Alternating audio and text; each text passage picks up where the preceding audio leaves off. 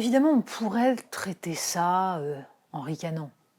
Je veux dire 2 gamines de 20 et 21 ans qui, tout à coup, se mettent à hurler des slogans en jetant de la soupe à la tomate, sur un tableau de Van Gogh dont elles savent qu'il est protégé par une vitre.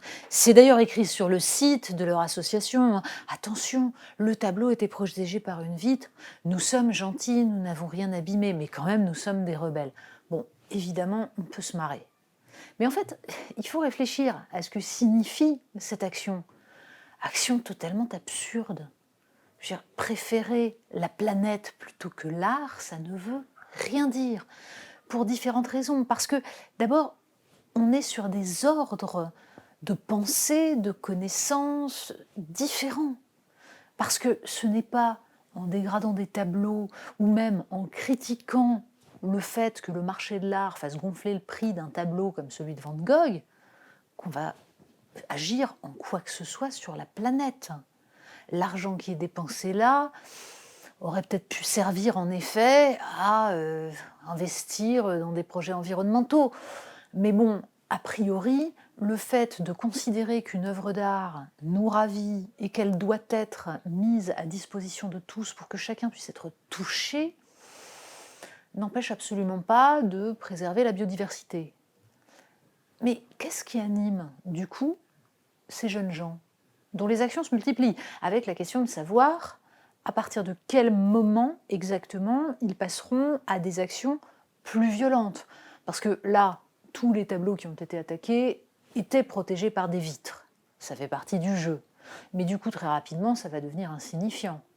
Donc, quelle est la limite exacte que se fixent ces militants? C'est une question. Pour autant, le problème de fond, c'est quelle est exactement leur vision de l'écologie. Parce que pour l'instant, ce qui s'exprime dans ces actions, c'est ce qu'on appelle désormais l'éco-anxiété. Nous avons donc des gamins qui sont paniqués, qui considèrent que le monde est horrible, qu'ils n'ont pas d'avenir, et qu'il faut à tout prix crier cela pour que le reste de l'humanité l'entende. Et pour le crier à l'heure des réseaux sociaux, il faut mettre en place une action qui tournera en boucle sur les réseaux sociaux. C'est à peu près tout. Parce que la vision qu'ont ces jeunes filles de l'écologie n'est jamais véritablement définie. Écologie vient de oikos, la maison, logos, le langage, la raison. C'est la façon dont on va penser, rationaliser la préservation de notre maison commune qu'est la Terre. C'est cela l'écologie. C'est-à-dire que ça n'existe en fait que parce que des êtres humains pensent ce qui est autour d'eux, de quelque manière que ce soit à la manière de l'Occident, c'est-à-dire l'être humain dans un environnement sur lequel il agit, ou alors, comme d'autres civilisations peuvent le faire, l'être humain dans ce cosmos dont il est totalement partie prenante. Il n'est qu'un élément de cet univers ordonné.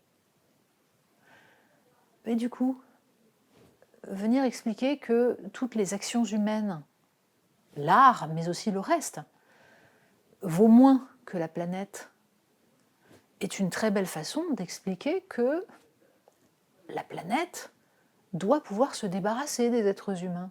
Et c'est un peu ça qu'on sent chez ces jeunes gens, une forme de détestation de soi, ce qu'on comprend, l'émotion face à la destruction de la biodiversité, face à des paysages massacrés, mais qui du coup aboutit à une forme de nihilisme qu'on retrouve dans les mouvements qui considèrent qu'il ne faut pas faire d'enfants.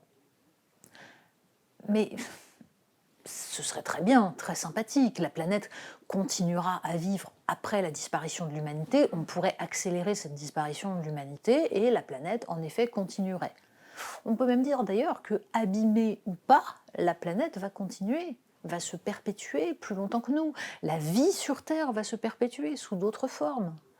Que le réchauffement climatique soit de notre fait, il générera des nouvelles formes d'organisation, des nouvelles formes de vie, et la planète peut en effet vivre sans nous. Sauf que nous ne serons pas là pour le constater, le penser, et que c'est toute l'aporie de l'écologie que de ne pas comprendre que l'intérêt que nous, êtres humains, nous pouvons avoir à ne pas massacrer totalement notre environnement, c'est justement que nous en faisons partie. Voilà. Et que si nous n'en faisons plus partie, ben finalement, ça nous est égal de savoir ce qui va se passer. Mais on voit bien que la radicalité qu'expriment ces mouvements-là est une radicalité touchante, une radicalité de gens, de jeunes gens, qui ont l'impression de ne pas réussir à se faire entendre, qui ont l'impression que leur anxiété sur leur avenir, celui de tout ce qui les environne, n'est pas entendue. Pour autant, on comprend bien qu'à aucun moment, et certainement pas par ce genre d'action, ils n'arrivent à penser politiquement cela, et c'est bien le problème. Ce qu'ils expriment, c'est une éco-anxiété, mais le politique n'est pas de l'ordre du psychologique. On n'est pas là pour exprimer une anxiété. On peut s'appuyer sur cette anxiété pour penser politiquement les choses, et pour agir, pour proposer. La radicalité qu'on voit dans certains mouvements écologiques est à milieu de là, et en cela, elle peut être contre-productive. Et c'est bien dommage, parce que des actions pour bouleverser radicalement le système, il y en a. Mais elles n'ont rigoureusement rien à voir avec les tournesols de Van Gogh.